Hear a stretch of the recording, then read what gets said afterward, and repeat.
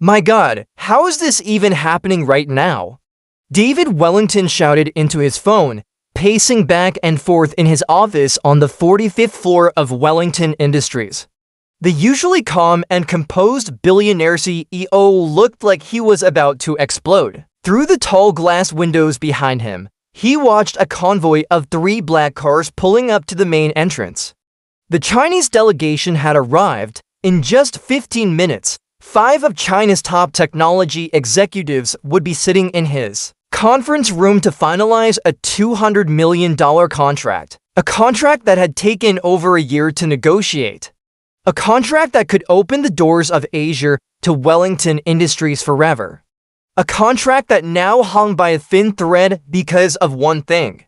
Their official translator had called in sick just 20 minutes ago, her voice shaking as she explained a family emergency she couldn't ignore. And now David felt like the entire floor was shaking under his Italian leather shoes. Mr. Wellington, I've tried every translator in the city, said Rebecca, his executive assistant, holding her phone to her ear as she frantically scrolled through her contact list. Her voice cracked with stress. No one is available for a meeting of this size at such short notice. The earliest I can get is in 2 hours. 2 hours? David snapped, feeling sweat dripping down his neck. In 2 hours, they'll be back on their private jet to Shanghai. He loosened his tie, looking around the room as if searching for a miracle. 20 years. He had spent 20 years building Wellington Industries from a small manufacturing startup to one of America's most trusted industrial giants. All that work, all those sacrifices, his marriage, his health, his sleep, all of it could collapse today over a language barrier. He knew how strict the Chinese were about communication.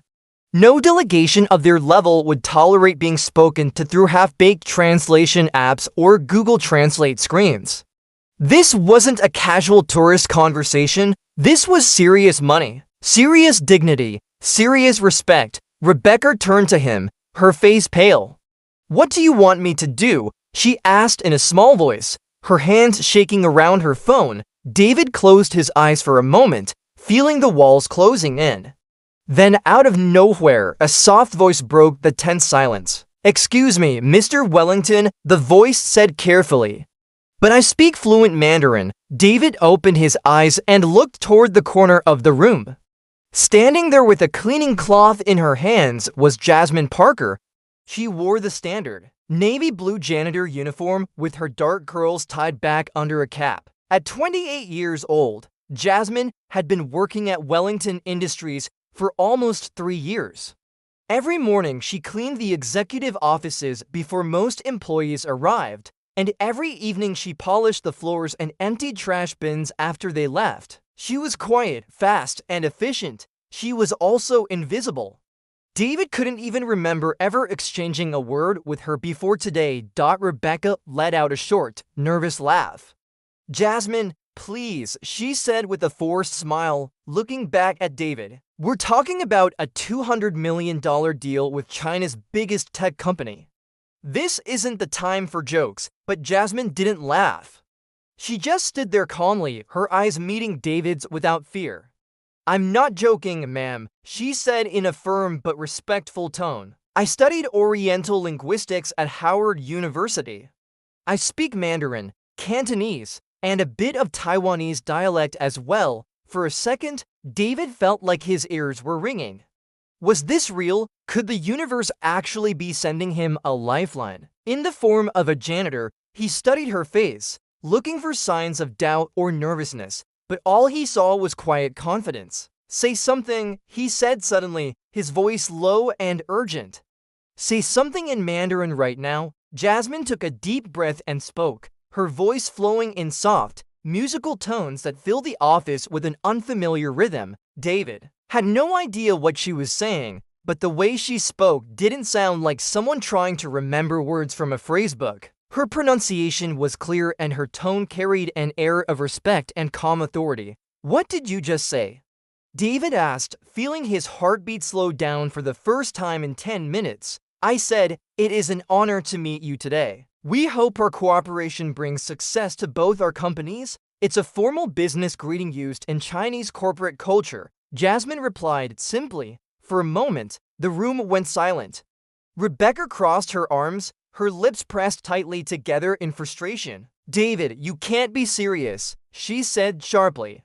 "What will the Chinese think if we bring a janitor to an executive negotiation? They will be offended before we even start." But David didn't respond. His mind was racing. He knew Rebecca was right about Chinese expectations for status and presentation. But what choice did he have? Let the entire deal fall apart because he was too proud to trust someone who didn't have a shiny title on her badge. He looked at Jasmine again. There was something about her, something in the way she stood tall despite wearing a uniform that everyone else overlooked. A silent strength, a dignity that couldn't be taught. The kind of presence that told him she wasn't lying about her skills. She was ready. She had always been ready. "Okay," he said finally, his voice shaking with adrenaline. "You have 20 minutes to change into something appropriate. Meet me in the conference room." Rebecca's mouth dropped open. "David, you're making a huge mistake," she hissed. "When this backfires, your entire reputation will be destroyed." But David ignored her. All he saw was Jasmine, nodding with calm determination before quietly leaving the room, cleaning cloth still in hand. Downstairs in the maintenance locker room, Jasmine quickly changed into a simple black outfit borrowed from the receptionist. As she pulled her curls back into a neat bun and looked at herself in the smudged mirror, her heart raced with a fierce mix of fear and excitement. For 3 years, she had walked these executive floors unnoticed, picking up every forgotten document, overhearing every careless conversation, learning silently about the game of power. Now, finally, she was about to enter that game herself. Upstairs, the Chinese delegation waited in the glass-walled conference room, sipping tea and watching the Manhattan skyline in polite silence. David sat at the head of the long oak table, feeling his palms sweat. Rebecca stood nearby, her arms crossed tightly, her eyes glaring at the door. And then the door opened. Jasmine walked in slowly, holding a notepad in one hand and a pen in the other, her back straight, her chin lifted in quiet confidence. The room fell silent as all eyes turned to her. "Jesus Christ," whispered Thomas, the CFO, under his breath. "Is that the janitor?" Rebecca leaned in to whisper to David with a smirk. "You can polish coal all you want," she said coldly, "but it will never be a diamond." But David didn't answer. He watched Jasmine walk to the end of the table, bow deeply to the Chinese executives, and greet them in flawless Mandarin. The delegation leader's eyes widened in genuine surprise and respect. In that moment, David felt something shift in the room. For the first time all morning, he felt a spark of hope. What none of them knew was that Jasmine Parker was about to change the game in ways they could never have imagined. And within the next hour, the future of Wellington Industries, and of Jasmine herself, would take a turn no one saw coming. As Jasmine finished her respectful greeting in Mandarin, the leader of the Chinese delegation, Mr. Kun, looked at her with a smile of genuine surprise. He replied with a short phrase, and Jasmine nodded, responding confidently, her words flowing, like she had spent her whole life speaking his language. The other Chinese executives watched her with new eyes, nodding in approval. David felt his chest loosen, just a little. For the first time that morning, he believed this deal might actually be saved. For the next 15 minutes, Jasmine translated every sentence with flawless accuracy. She didn't just translate words, she explained jokes, softened criticisms, and emphasized gratitude where needed. Her voice carried warmth, respect, and dignity. David noticed how the Chinese executives began leaning forward, their guarded expressions replaced by smiles. Jasmine's calm, professional tone bridged a cultural gap that money could never buy, but as the meeting seemed to be flowing perfectly, Rebecca's irritation grew stronger. She watched Jasmine speaking with such poise and grace that it made her skin crawl. She had spent years building her title, her position, her reputation, and now a janitor was doing something she couldn't even dream of doing herself. That fear turned quickly into venom. "Excuse me," Rebecca said loudly, cutting into Jasmine's translation with a sweet but fake smile. I just think it would be nice for our guests to know Jasmine's inspiring story. How she started as a janitor here and is now helping us with this major deal. Isn't that beautiful? The room fell silent. David shot Rebecca a glare so sharp she felt it pierce through her. Jasmine paused for a split second, feeling her cheeks burn with humiliation, but then she calmly translated Rebecca's words. To the delegation, careful not to show her embarrassment in her tone, the Chinese executives exchanged looks with each other. Mr. Kun tilted his head slightly, an expression of confusion crossing his face. Jasmine knew exactly what he was thinking. In Chinese culture, the person who speaks the language in a business meeting is automatically seen as the lead negotiator. Her sudden emotion and status changed the atmosphere in the room instantly. Jasmine felt the subtle shift in their eyes. From respect to polite curiosity, from seeing her as a professional to seeing her as something else. Rebecca sat back, smirking. David clenched his fists under the table, but he didn't say anything. The damage was already done. For the next 20 minutes, Jasmine continued translating, but the warmth in the room was gone. Every time she spoke, she felt the eyes of the delegation analyzing her with silent questions. Who was she really? Why wasn't she introduced properly? From the beginning, when the meeting finally ended, Mr. Kun and his team stood up, bowing politely to David. "We will consider your proposal carefully," Mr. Kun said in English, his tone neutral. Jasmine translated his words back into English automatically, but her heart sank. She knew that phrase, it meant no. Or at least, not now. As the Chinese delegation left, Rebecca couldn't hide the satisfaction on her face. "Well," she said, arranging her files dramatically, "maybe next time we should let the professionals handle negotiations instead of cleaning staff." David didn't respond. He sat there, staring at the closed door with a blank expression. He had just lost her $200 million deal. Jasmine stood quietly beside him, her shoulders tense, her eyes lowered to the carpet. Inside, a quiet storm was brewing. Later that day, Jasmine was back in her navy blue uniform, pushing her cleaning cart down the executive hallway. The same people who barely noticed her before were now staring at her as she passed by, some with pity, some with confusion, some with annoyance. As she entered Rebecca's office to clean, she heard Rebecca talking loudly on the phone to Jennifer from accounting. Honestly, Rebecca said, her voice dripping with arrogance. What did David expect? That a janitor would close a multi-million-dollar deal just because she knows a few foreign words? Please. Jasmine kept her head down as she wiped the table, but her mind was running faster than her hands. For 3 years, she had worked in this building. 3 years of wiping tables while listening to corporate secrets whispered during lunch breaks. 3 years of picking up shredded documents and piecing them back together in her tiny studio apartment. 3 years of reading every file left open on desks. 3 years of watching, learning, and remembering every mistake, every unethical deal, every lie told to clients, and every name Rebecca secretly insulted behind closed doors. What Rebecca didn't know was that Jasmine wasn't just a janitor with language skills.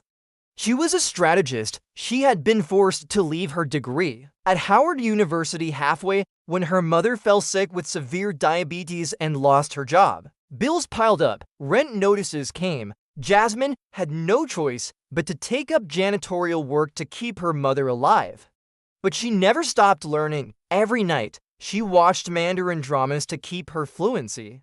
Every weekend, she borrowed business books from the public library, reading them while sitting next to her mother's hospital bed. That evening, after her shift, Jasmine sat in her small apartment, staring at her laptop screen.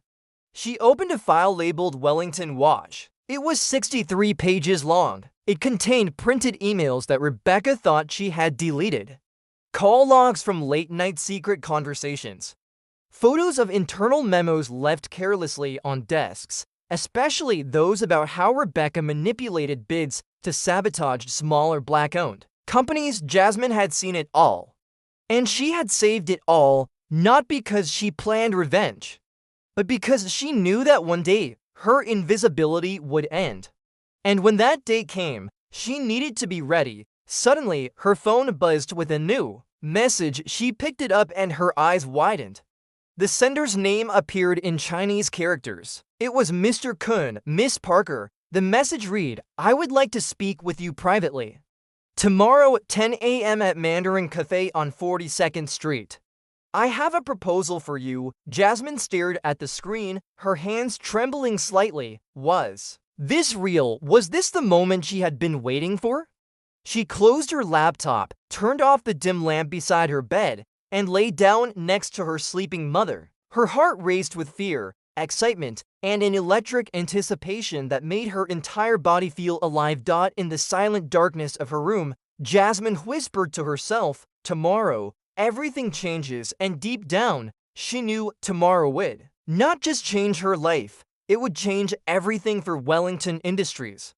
Because the girl who mopped the floors was about to reveal exactly how dangerous it is to underestimate the person standing silently in the shadows, watching everything, waiting for the perfect moment to step into the light.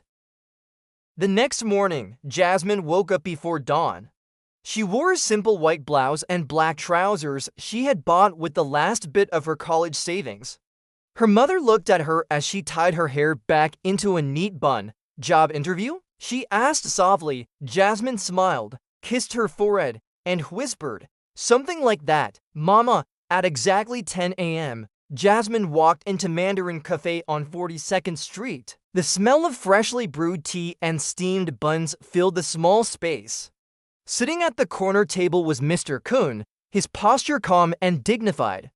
Beside him sat an elegant woman in a tailored navy suit. She stood up as Jasmine approached. "Miss Parker, I'm Lisa Wang, Vice President of International Development." Jasmine shook her hand, feeling her pulse quicken. Mr. Kun spoke first, switching naturally between English and Mandarin as he explained why he had called her. "Yesterday, we saw your true value. You understand culture, language, and business. That combination is rare, especially here." Lisa leaned forward, her eyes focused. "We are expanding operations in North America. We need someone who understands both Chinese culture and American corporate dynamics. Someone like you." Jasmine felt her breath catch in her throat. Mr. Kun continued, "We would like to offer you a position as our Director of Cultural Strategy. The starting salary is 5 times what you currently make. But there is one condition." He paused, letting the words sink in. "We want you to start by helping us investigate certain irregularities we found in Wellington Industries contracts. Your insight could be very valuable to us." Jasmine sat back, feeling the world tilt under her. For 3 years, she had cleaned those executive offices, listening silently as Rebecca lied to clients, sabotaged minority-owned companies, and manipulated bids for her own gain. Jasmine nodded slowly. "I can help you," she said softly. "But only if we can do this the right way." The next morning, back at Wellington Industries, David had called an emergency board meeting. The atmosphere was tense. Rebecca stood at the head of the table, her red suit glowing under the lights, a confident smile on her lips. She spoke first, her voice sharp and clear. "I warned you all," she said, scanning the room. "Bringing a janitor to handle a $200 million deal was reckless. We lost the contract because of her incompetence." Before David could reply, the boardroom doors opened. Jasmine walked in, wearing an elegant gray blazer and carrying a leather folder. Everyone turned to look at her, shocked by her presence and poise. Rebecca's smile faltered for the first time. "Why is she here?" Rebecca demanded, her voice cracking slightly. "She's here," David said firmly, "because Mr. Kun personally requested her for this meeting." Jasmine placed her folder on the table and opened it calmly. "Mr. Kun and Ms. Wang asked me to share some important information with you today," she began. "Over the past 3 years, while working here, I witnessed and collected evidence of serious irregularities in your business practices." She clicked the laptop in front of her, projecting emails, spreadsheets, and recorded conversations onto the large screen. The room fell silent. "Here," she pointed, Rebecca shared confidential client bids with outside companies, sabotaging minority-owned competitors. Here, she inflated project costs managed by Black and Latino employees to force cancellations. And here, she instructed reception to discard resumes with ethnic names without review. Rebecca's face drained of color. "This is ridiculous," she shouted, her voice shrill. "She's lying to save herself." Jasmine looked at her calmly, her voice steady. "The truth doesn't care about saving anyone, Rebecca. The truth only exposes what's real." Mr. Johnson, one of the longest-serving Black directors in the company, spoke up, his voice low and filled with controlled anger. "Is this true, Rebecca?" Before Rebecca could reply, David stood. His face was tight with controlled rage. "Rebecca, your access will be terminated immediately. Security will escort you to clear your office." "Jasmine, thank you for your courage." As two security guards appeared at the door, Rebecca turned to Jasmine, her eyes burning with hate. "You think you've won? You're still just a janitor," she hissed under her breath. Jasmine looked at her with a quiet smile. "I was never just anything. Rebecca, you just never looked close enough to see who I really was." As Rebecca was escorted out, her heels clicking like broken promises against the marble floor, the room remained silent. David turned to Jasmine, his expression softening. "What will you do now?" Jasmine closed her folder and lifted her chin. "I've accepted a role with Mr. Kuhn's company," she said. "But before I leave, I want to recommend a scholarship program for Wellington Industries. For employees like I once was, people with potential who only need someone to believe in them." A month later, Jasmine stood in her new office in the Shanghai headquarters of Kuhn Technology Group. Through her glass window, she could see the Huangpu River sparkling under the afternoon sun. On her desk lay her first signed contract as Director of Cultural Strategy, a deal worth over $400 million, bridging Chinese technology and American manufacturing. That evening, she called her mother back home in Brooklyn. "Mama," she whispered, holding back tears. "We did it." Her mother's tired but proud voice crackled through the phone. "I always knew you would, baby. I always knew." As Jasmine ended the call, she looked out at the glowing city below. She thought of the girl who used to mop floors in silence, listening to secrets she wasn't meant to hear. The girl everyone ignored. The girl no one believed in. Now, the world called her Director Jasmine Parker. But to her, the title didn't matter. What mattered was that she had used every injustice to build her strength, every humiliation to sharpen her mind, and every closed door to create her own key. Because in the end, it was never about revenge. It was about becoming someone so powerful, so wise, and so good that no one could ever push her back into the shadows again. If this story touched your heart today, don't forget to subscribe for more true stories about people who turned their pain into purpose, their silence into strategy, and their invisibility into unstoppable power.